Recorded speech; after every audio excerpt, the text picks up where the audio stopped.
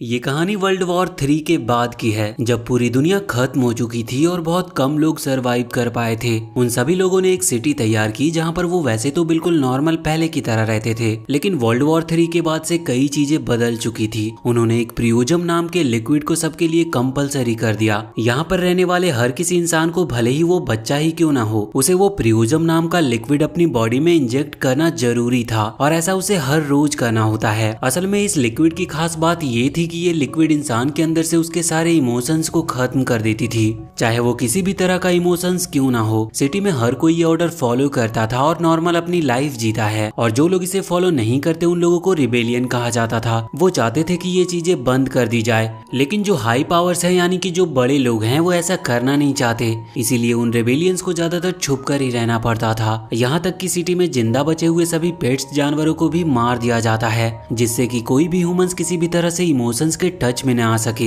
वैसे कुछ लोग अभी भी हैं जो कि प्रियोजम नाम के उस लिक्विड का यूज नहीं करते, और ऐसे लोगों को पकड़कर खत्म करने के लिए एक पूरी मार्शल आर्ट की टीम बनाई गई है, जिसमें उन्हें मार्शल आर्ट सिखाया जाता है और गन कोटा नाम की एक तकनीक सिखाई जाती है जो कि बहुत पावरफुल है, और इसमें हर एक मेंबर कई इंसानों को अकेले ही खत्म कर सकता है। और इन्हीं के ग्रुप में है इस कहानी का मेन कैरेक्टर जॉन, और ये उसी की लाइफ पर पूरी स्टोरी है कि कैसे प्रियोजम जैसे ड्रग लिक्विड के बाद भी वो फिर से बदला और खुद के साथ साथ उसने हर किसी को भी इस चीज से बचाया। तो कहानी की शुरुआत में जॉन और उसकी जो टीम है उसे पता चलता है कि रिबेलियंस कहीं पर छुपे हुए हैं, और अब जैसे उन्हें ये बात पता चली तो जॉन और उसका दोस्त एरोल उस जगह के लिए निकल पड़ते हैं। वहां पहुंचने के बाद जॉन बिना कुछ सोचे समझे सीधा अपनी गन निकालता और उस जगह के अंदर घुस जाता है। अंदर बहुत सारे रिबेलियंस थे जो कि सभी के सभी गन रखे हुए थे, लेकिन जॉन यहाँ पर अपनी गन कोटा नाम की तकनीक का इस्तेमाल करते हुए बहुत ही जल्द उन सभी को हरा देता है। यहाँ पर किसी की भी गोली जॉन को टच तक नहीं कर पाती, क्योंकि गन कोटा बहुत ही ज्यादा फास्ट तकनीक थी। वो एक ही जगह पर खड़े होकर उन सभी को खत्म कर देता है, और इसके बाद एरोल और वो वहां से वापस लौटने लगते हैं। अब जब वो कार में लौट रहे थे तभी एक अजीब सा इंसिडेंट होता है, क्योंकि यहाँ पर जॉन एरोल के पास एक बुक को नोटिस करता है। असल में मेन बात तो ये थी कि जो किताब है वो एरोल उसी जगह से लाया है जहाँ पर वो रेबेलियंस रहते थे, और जब जॉन इस बारे में उससे पूछता है तो एरोल कहता है कि ये बुक ना ही किसी सबूत के तौर पर थी और ना ही किसी काम की थी, तो इसलिए उसे वो बस ऐसे ही फ्री टाइम में पढ़ने के लिए ले आया। अब यहाँ पर हमें अगले सीन में स्क्रीन पर एक आदमी दिखाया जाता है। ये वहाँ के फादर हैं जो कि सभी को प्रियोजिम लेने के लिए इनकरेज कर रहे थे। वो ये कह रहे थे कि सिटी में शांति बनी है और ये सिर्फ उस प्रियोजम लिक्विड की वजह से ही संभव हो पाया है, इसीलिए सभी को प्रियोजम का डोज डेली लेते रहना चाहिए। असल में यही वो हाई पावर है जिनकी बात वहाँ सिटी में मानी जाती है। वैसे फादर को किसी ने भी अभी तक रियल में देखा नहीं था। बहुत साल हो गए जब फादर सबके सामने आकर ये बात कहते थे, और अभी सिर्फ वो बस स्क्रीन पर आते हैं। अगले सीन में हम देखते हैं कि जॉन यहाँ पर हेडक्वार्टर में आया हुआ था, जहाँ पर वो वाइस काउंसिल डिपोन्ट से मिलता है, और यहाँ पर उसे डिपोन्ट नहीं बुलाया था क्योंकि वो उससे पूछना चाहता था कि आखिर जॉन का बर्ताव थोड़ा सा अलग क्यों है। मतलब जो नॉर्मल लोग हैं वो भी प्रियोजम लेते हैं, लेकिन उनके सोचने का तरीका थोड़ा सा अलग है। तो यहाँ पर जॉन कहता है कि वो अपने दुश्मनों की तरह सोचने की कोशिश कर रहा है, जिससे कि वो उनके प्लान्स को समझ सके और रेबेलियन को वो आसानी से इस चीज से रोक सके। अब डिपोन्ट उससे पूछने लगता है कि आखिर जॉन की फैमिली कहाँ पर है, जिस चीज पर जॉन बहुत ही आसानी से और बिल्कुल कोल्ड तरीके से बताता है कि उसकी जो वाइफ थी वो एक क्रिमिनल थी, उसे पकड़ लिया गया और उसे मार दिया गया, और वो भी जॉन के सामने। ये बात कोई बिना इमोशंस के कह दे ये नामुमकिन था, लेकिन जॉन ने ऐसा किया, और जॉन बताता है कि उसके 2 चिल्ड्रन भी हैं जो कि उसके साथ ही रहते हैं। इसके बाद वहां से उसे वापस भेज दिया जाता है, लेकिन जब वो वापस जाकर वीडियो क्लिप देख रहा था तो वहां पर उसे एरोल का बर्ताव थोड़ा सा अलग लगता है। ये वीडियो क्लिप उसकी कार की थी जब वो साथ में बैठकर वहां हेडक्वार्टर की तरफ आ रहे थे। जॉन समझ जाता है कि एरोल ने अपना प्रियोजिम का डोज लेना बंद कर दिया है। वो एरोल से मिलता और उससे ये बात करता है। वो इस वक्त चर्च में बैठकर एक बुक पढ़ रहा था, और यहाँ पर उसकी बातों से ही पता चल रहा था कि सच में उसने प्रियोजम का डोज लेना बंद कर दिया है, क्योंकि उसकी बातों में इमोशंस दिख रहे थे और जिस चीज को जॉन भी आसानी से पहचान पा रहा था। लेकिन एरोल ये बात जानता था कि जॉन बहुत वफादार है, वो उसे नहीं छोड़ेगा। इस वजह से वो अपनी बंदूक निकालने लगता है, मगर यहाँ पर जॉन पहले ही अपनी गन निकालकर उसे खत्म कर देता है। इसके बाद अब जॉन वापस से अपने घर लौट आया था, जहाँ पर वो अपने बेटे से मिलता है। उसका बेटा टीवी देखते हुए उससे कहता है कि उसने आज एक लड़के को देखा जो कि नीचे गिरा पड़ा था, पर उसने उसकी हेल्प नहीं की। जॉन कहता है कि तुम्हें उसकी हेल्प करनी चाहिए थी। वैसे हम देखते हैं कि यहाँ पर जो उसका लड़का है वो उसे जॉन कहकर बुलाता है, ना कि फादर। अब जब जॉन रात को सो रहा था तो उसे सपने में अपनी वाइफ दिखाई देती है। ये उसी दिन का सीन था जब कुछ ऑफिसर्स आकर उसकी वाइफ्स को पकड़कर ले गए थे। जॉन ने वैसे उन्हें रोकने की कोशिश की थी, पर वो ऑफिसर बता रहे थे कि उसकी वाइफ एक क्रिमिनल है, शायद उसने डोज लेना बंद कर दिया था, इसी वजह से वो उसे वहाँ से लेने आए थे। जॉन यहाँ पर फिर भी कुछ भी नहीं करता और उसके जो चिल्ड्रन थे वो भी बस ऐसे ही खड़े होकर उन्हें देखते रहते हैं। अब अगली सुबह जब जॉन उठकर अपना प्रियोजम डोज लेने वाला था, लेकिन यहाँ पर गलती से उससे वो नीचे गिर जाता है। अब तभी वहाँ पर उसका बेटा आ गया था और उसने ये चीज देख ली थी, लेकिन वो यहाँ पर कहता है कि आपको जल्द से जल्द जाना चाहिए, लगता है आपको इमरजेंसी के लिए बुलाया गया है। अब जॉन वहाँ से चला जाता है, जिसके बाद हम ब्रांड से मिलते हैं। अब यहाँ पर हमें पता चलता है कि जो एरोल था उसने डोज लेना बंद कर दिया था, इसीलिए जॉन ने उसे मार दिया। इस वजह से अब जॉन को एक नया पार्टनर मिला था जिसका नाम ब्रांड होता है। वो अपने काम में काफी माहिर है और उसने शुरू में ही ये बता दिया था कि वो एक अच्छा पार्टनर बनने की पूरी कोशिश करेगा। वहीं पर इन्हें अभी एक लड़की की खबर मिली थी, इसलिए वो लोग वहाँ पर पहुँचते हैं। जॉन ने अपना डोज नहीं लिया था, इस वजह से उसका बर्ताव पहले से थोड़ा बदल सा रहा था और ऐसा बहुत टाइम बाद हुआ है कि उसने अपना डोज ना लिया हो, इस वजह से उसके लिए भी इस चीज को समझ पाना थोड़ा सा मुश्किल था। वैसे यहाँ पर उन्हें उस लड़की से कुछ इन्फॉर्मेशन निकलवानी थी। ये इन्फॉर्मेशन अंडरग्राउंड के बारे में थी। असल में अंडरग्राउंड रिबेलियन का एक ग्रुप को कहा जाता है जो वहाँ पर छुपे हुए थे। उस जगह को अंडरग्राउंड इसीलिए बोला जाता है क्योंकि ये लोग अभी तक वहाँ पर नहीं पहुँच पाए हैं। यहाँ पर वो इसकी इन्फॉर्मेशन के लिए उस लड़की को पकड़ लेते हैं। जॉन उससे पूछने वाला था, लेकिन यहाँ पर डोज ना लेने के कारण उसे अजीब फील हो रहा था और उस लड़की में उसे अपनी वाइफ दिख रही थी। पर अचानक से उसके सामने जो मिरर था उस मिरर को हटाया जाता है तो वहाँ पर एक रास्ता था जहाँ पर बहुत सारी चीजें रखी हुई थी। अब यहाँ पर वो चीजें देखने के बाद उन्हें ऐसी कोई खास जरूरी चीज तो नहीं मिली थी, लेकिन इतने में वो लड़की वहाँ एक ऑफिसर की गन निकालकर जॉन पर गोली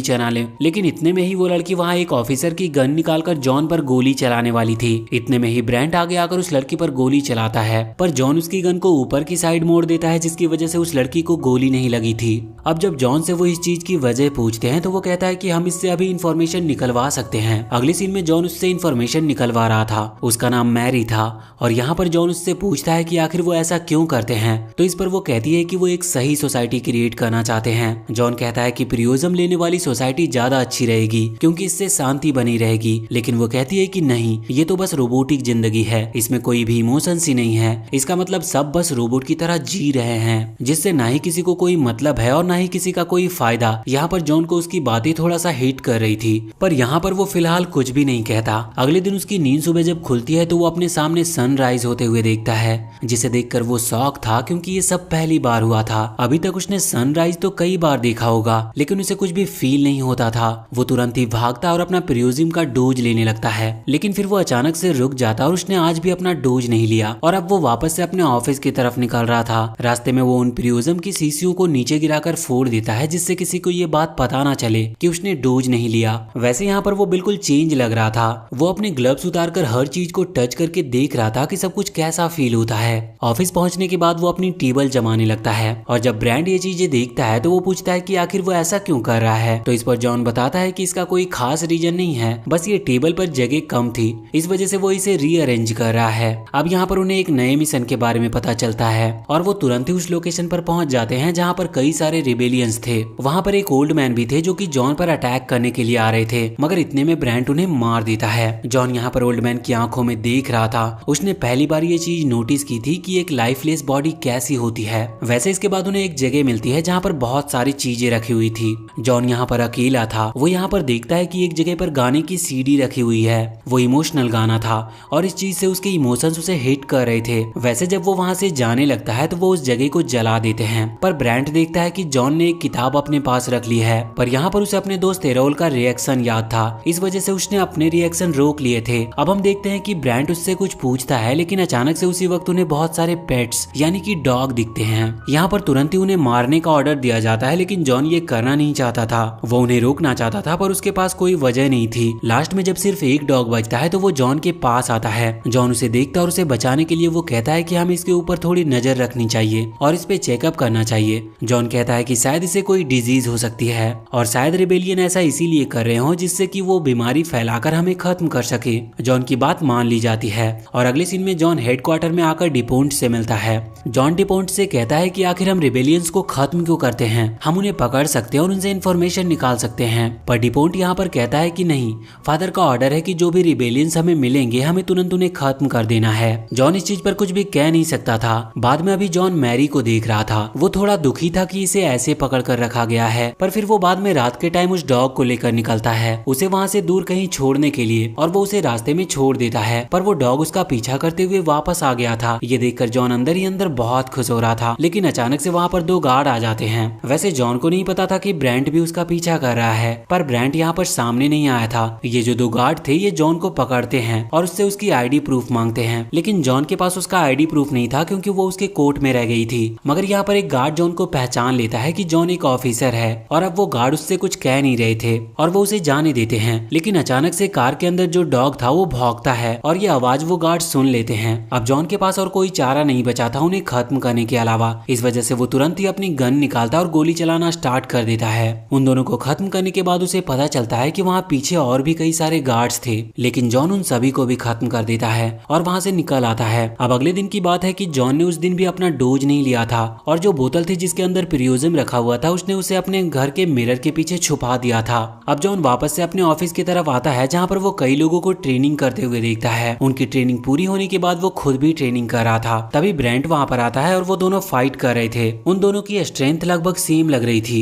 यहाँ पर ब्रेंट उससे कहता है कि जो नई जगह मिली है वहाँ पर बहुत सारे रेबेलियंस के होने के सबूत मिले हैं, वो लोग आज वहाँ जाने वाले हैं। अब जॉन इस मिशन के स्टार्ट होने से पहले उस जगह पर पहुंच जाता है और उन लोगों से कहता है कि उन्हें यहाँ से निकल जाना चाहिए क्योंकि यहाँ पर अटैक होने वाला है। उन रेबेलियंस में से किसी को भी जॉन पर भरोसा नहीं हो रहा था। उन्हें लगता है कि जैसे ही वो यहाँ से जाएंगे जॉन इन पर गोली चला देगा, पर फिर जॉन उन्हें खुद अपने साथ लेकर जाता है। रास्ते में जितने भी ऑफिसर जॉन को मिलते हैं वो उन सभी को खत्म कर देता है और उन्हें सेफ जगह पर ले जाकर छोड़ देता है। मगर वहाँ पर ब्रेंट आ चुका था। अब ब्रेंट यहाँ पर जॉन पर शक तो बिल्कुल नहीं कर रहा था। वो कहता है कि लगता है तुमने इन्हें पकड़ लिया, और इसके बाद वो जॉन को गन देते हुए कहता है कि इन्हें खत्म कर देना चाहिए। पर जॉन यहाँ पर खुद ये काम नहीं करना चाहता था क्योंकि उसके हाथ कांपने लगते हैं, इसीलिए वो कहता है कि तुम ही इन्हें खत्म कर दो, जिसके बाद उन सभी को मार दिया जाता है। अब जॉन इस इंसिडेंट के बाद डिपोंट से आकर मिलता है। यहाँ पर वो उससे कहता है कि अब उसने अब इतने सारे मिशंस पूरे कर लिए हैं कि अब उसे बड़ी पोजीशन के लिए चुन लेना चाहिए। असल में इससे इसका मतलब था कि फादर का खास आदमी, जो कि बहुत बड़ी पोजीशन थी। अब यहाँ पर डिपोंट इस चीज के लिए साफ मना नहीं कर सकता था क्योंकि जॉन ने सच में कई सारे मिशंस को पूरा किया है। लेकिन वो यहाँ पर उसे एक आखिरी मिशन देता है जो था उन अंडरग्राउंड के लोगों को खत्म करना। जॉन जैसे इस मिशन के बारे में सुनता है तो वो उससे सारी इन्फॉर्मेशन निकालने लगता है। अभी वो सबसे पहले अपने दोस्त एरोल की उन सभी इमेजेस को चेक कर रहा था जो कि उसे एरोल के पास से या फिर उसके घर से मिली थी। ये सारी इमेज को देखने के बाद उसे एक इमेज में मैरी दिखती है।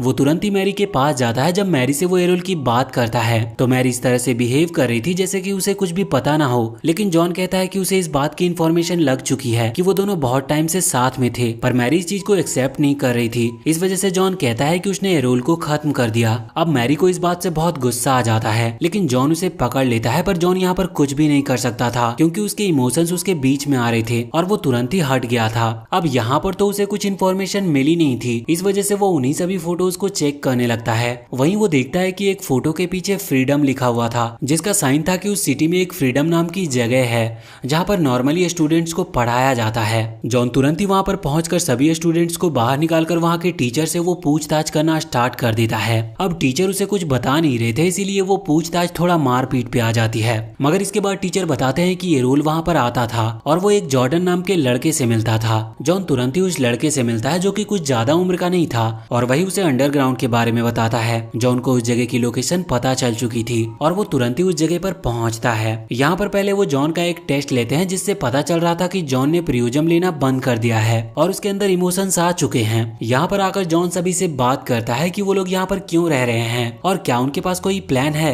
जिससे वो यहाँ से आजाद हो सके। मगर हर बात सिर्फ इस चीज पर आकर एंड होती कि उन्हें उस फादर को खत्म करना होगा जो कि सभी को प्रियोजम लेने के लिए इनकरेज करते हैं। ये काम मुश्किल था सुनकर भी और करने में भी। जॉन वैसे अब बाहर आ गया था जहाँ पर उसे डिपोंट के लोग पकड़ लेते हैं और वो उसे उसके पास लेकर आते हैं। डिपोंट यहाँ पर कहता है कि उसे इन्फॉर्मेशन मिली है कि जॉन ने अपना प्रियोजम का डोज लेना बंद कर दिया है, मगर जॉन कहता है कि ऐसा बिल्कुल नहीं है और यहाँ पर उसकी बात मान ली जाती है। पर असलियत जॉन जानता था। वो तुरंत ही घर आता है। उसने आज भी अपना प्रियोजम का डोज नहीं लिया था, लेकिन इस वक्त वो अपने लड़के के स्ट्रिंजर जिससे कि वो प्रियोजम का डोज लिया जाता है उसे चेक कर रहा था। उसका लड़का उससे पूछता है कि वो ऐसा क्यों कर रहा है। तो जॉन कहता है कि वो बस देख रहा था कि उसका जो लड़का है वो प्रियोजम रोज ले रहा है कि नहीं। वैसे यहाँ पर उसका लड़का उसे डैड कहकर बुलाता है, जो कि ये पहली बार था, इसीलिए जॉन को थोड़ा सा अजीब लगा था और साथ ही वो थोड़ा सैड भी हो गया था। अब हम देखते हैं कि वो अगले दिन फिर से जाकर उन रेबेलियन से मिलता है, जहाँ पर वो पूछता है कि वो लोग आगे का क्या प्लान कर रहे हैं। बात सिंपल थी कि उन्हें अभी भी फादर को खत्म करना था। जॉन कहता है कि ये इम्पॉसिबल है, बाकी सिचुएशन हम फिर कैसे संभालेंगे, और वैसे भी फादर तो आज तक किसी से मिले भी नहीं है। इस चीज पर वो कहते हैं कि ये चीज जॉन को देखनी है कि वो उन्हें कैसे खत्म कर सकता है, और बाद की सिचुएशन रेबेलियन खुद संभाल लेंगे, क्योंकि वो बहुत टाइम से इस चीज को प्लान करते आए हैं। यहाँ पर जो रेबेलियन का वो लीडर था वो कह रहा था कि कुछ भी हो जाए मगर तुम मैरी के डेथ को मत देखना। असल में मैरी को एग्जीक्यूट किया जा रहा है, जो कि सबके सामने ही होगा, क्योंकि किसी में भी कोई इमोशंस है ही नहीं। मगर वो जॉन को इसीलिए मना कर रहा था क्योंकि जॉन अपना डोज लेना पहले ही बंद कर चुका है, और अगर वो ये चीज देखता है जिसके बाद उसे अपनी वाइफ की एग्जीक्यूशन याद आ जाएगी। पर जॉन वो चीज देखता है जिसके बाद उसे अपनी वाइफ का एग्जीक्यूशन याद आता है, और वो तुरंत ही उसे भी चेक करता है, जहाँ पर वो खुद को देखकर गुस्सा कर रहा था क्योंकि उसमें उसके चेहरे पर बिल्कुल भी इमोशंस नहीं थे। उसकी वाइफ को उसके सामने मार दिया गया, लेकिन फिर भी उसे कोई दुख नहीं था। जॉन वहाँ से बाहर निकलता और वो खुद को कंट्रोल करने की कोशिश कर रहा था, लेकिन फिर भी वो खुद को कंट्रोल नहीं कर पा रहा था, जिस वजह से उसके इमोशन सबके सामने आ जाते हैं। और ब्रांट ये चीज नोटिस कर लेता है। ब्रांट तुरंत ही उसे पकड़कर डिपोंट के पास लेकर आता है, जहाँ पर जॉन पर इल्जाम लगा था कि उसने डोज लेना बंद कर दिया है। पर जॉन खुद को बचाते हुए कहता है कि ऐसा उसने अंडरग्राउंड के लोगों को पकड़ने के लिए किया। और जब ब्रांट ये बात झुठलाते हुए कहता है कि ऐसा नहीं है, बहुत टाइम से इसका बिहेवियर चेंज है, तो जॉन कहता है कि नहीं, वो पहले ही कई सारे रिबेलियन को खत्म कर चुका है जिनसे उसे कोई फायदा नहीं था। और ऐसा बताते हुए वो ये भी कहता है कि गन चेक की जा सकती है। असल में उसने अपनी गन ब्रांड के साथ चेंज कर ली थी, तो ब्रांड ने जिन भी लोगों को मारा था उन सभी का क्रेडिट जॉन को मिला, और यहाँ पर ब्रांड की गन से एक भी लोगों को मारा नहीं गया था, जिस वजह से समझ में आ रहा था कि ब्रांड उनके साथ मिला हुआ है। अब ब्रांड को ही पकड़ लिया जाता है। यहाँ पर डिपोंट को जॉन पर पहले से बहुत भरोसा था, लेकिन वो कहता है कि तुम्हारे घर पर चेक किया जाएगा कि तुम सच में डोज ले रहे हो या नहीं। अब जॉन तुरंत अपने घर की तरफ भागता है, लेकिन चेकिंग ऑलरेडी हो चुकी थी। मगर घर के अंदर पहुंचने के बाद जब वो मिरर के पीछे उन डोजेस की बोतल को चेक करता है तो वहाँ पर बोतल नहीं थी। उसका लड़का उसे बताता है कि उसने पहले ही वो बोतल हटा दी थी। साथ ही यहाँ पर उसका लड़का उसे ये भी बताता है कि जब उनकी मदर को मारा गया था तभी से उन्होंने अपना डोज लेना बंद कर दिया था। जॉन ये जानकर बहुत खुश था और प्राउड फील कर रहा था। आगे हम देखते हैं कि वो रेबेलियन के साथ प्लान बनाता है कि उन्हें क्या करना है। प्लान सिंपल था, उसे रेबेलियंस को पकड़ना था, जिससे कि उसका ट्रस्ट उन लोगों में बढ़ जाएगा और डिपोंट उसे फादर से मिलने की परमिशन दे देगा। और होता भी बिल्कुल ऐसा ही है, वो रेबेलियंस को पकड़वा देता है। प्लान सिंपल था, सिटी के अंदर और भी कई रेबेलियंस छुपे हुए थे जो कि प्लान को अंजाम देंगे जैसे ही फादर मारे जाएंगे। अब यहाँ पर जॉन को ले जाया जाता है फादर से मिलाने के लिए, लेकिन जब वो वहाँ पर पहुँचता है तो उसे पता चलता है कि ब्रांड को पकड़ा नहीं गया, क्योंकि ये सब उनके प्लान का हिस्सा था। वो चाहते थे कि कोई ऐसा व्यक्ति उन्हें मिल सके जो कि रेबेलियन को पकड़वा दे, और ब्रांड को पकड़वाना सिर्फ प्लान का हिस्सा था, जिससे कि जॉन ये समझ पाए कि उसका प्लान कामयाब हो रहा है। और अब यहाँ पर सामने फादर स्क्रीन पर आते हैं। जॉन उन्हें देखता है। अब उसे लोकेशन का तो पता नहीं था, लेकिन अचानक से स्क्रीन चेंज होती है और हम देखते हैं कि फादर और कोई नहीं बल्कि डिपोंट ही था। असल में डिपोंट बताता है कि फादर ऑलरेडी मारे जा चुके हैं, लेकिन ये कई साल पहले हो चुका है, जिसके बाद डिपोंट ने ही उनकी पोजीशन संभाल ली, क्योंकि सिटी के लोग सिर्फ फादर पर भरोसा करते हैं, इसीलिए किसी को ये पोजीशन संभालनी थी। जॉन ये बात सुनकर बहुत ज्यादा शॉक था, उसे बहुत ज्यादा गुस्सा आ रहा था क्योंकि उसे धोखा दिया गया था। वो तुरंत ही अपनी गन निकाल लेता और अब उसे पता था कि फादर कौन है और उसकी लोकेशन क्या है, तो यहाँ पर वो तुरंत ही सभी सोल्जर्स पर हमला करना स्टार्ट कर देता है। जॉन की गन कोटा तकनीक पूरी सिटी में सबसे ज्यादा पावरफुल थी, इस वजह से उसके अटैक्स को रोक पाना किसी के बस की बात ही नहीं थी। वो उन सभी सोल्जर्स को खत्म करते हुए सीधा डिपोंट के पास आता है, जहाँ पर उसे पता चलता है कि ब्रांड असल में डिपोंट का बॉडीगार्ड है। यहाँ पर फाइट स्टार्ट होती है। वैसे हमें पता था कि ब्रांड की स्ट्रेंथ करीबन जॉन के बराबर ही है, मगर ऐसा कुछ भी नहीं है। जॉन अपनी स्ट्रेंथ को हमेशा छुपा कर रखता था और उसे कभी अपनी पूरी स्ट्रेंथ की जरूरत ही नहीं पड़ी, और यहाँ पर 2-3 अटैक के बाद ही उसने ब्रांड को खत्म कर दिया था। और अब बारी थी डिपोंट की, लेकिन डिपोंट एक अच्छा फाइटर था। वो कुछ देर तक जॉन को होल्ड करके रखता है, मगर जॉन उसके सामने गन पॉइंट कर देता है और वो उसे बताता है कि वो खुद भी डोज लेना पहले ही बंद कर चुका है, जिस वजह से उसके अंदर भी इमोशंस हैं। मगर जॉन बिना कुछ सोचे समझे सीधा उसके सर पर गोली मारकर मारकर खत्म कर देता है। अब इसके बाद जॉन वहाँ से बाहर निकल कर आता है और उन सभी मशीन्स को डिस्ट्रॉय करता है जिनसे वहाँ सिटी में फादर को लाइव दिखाया जाता था। जैसे ही वो मशीन डिस्ट्रॉय होती है तो रेबेलियंस को पता चल जाता है कि उनका प्लान कामयाब रहा और जो रेबेलियन सिटी में छुपे हुए थे वो तुरंत बाहर निकलकर उन सभी लैब्स को खत्म कर देते हैं जहाँ पर प्रिज्म बनाकर डोजेस के तौर पर सभी को बेचा जाता था। वैसे इसके बाद अब सभी लोग समझ चुके थे कि उन्हें ये डोज जबरदस्ती लेने की जरूरत नहीं है और इमोशंस बुरे नहीं हैं। इस वजह से अब वो सिस्टम के खिलाफ लड़ने के लिए भी तैयार थे और फाइनली जॉन ने फिर से एक नई दुनिया की शुरुआत कर दी थी। और इसी के साथ ये कहानी यहीं पर खत्म होती है। अगर आपको ये वीडियो पसंद आया हो तो चैनल को सब्सक्राइब करके बेल आइकन जरूर दबा लें।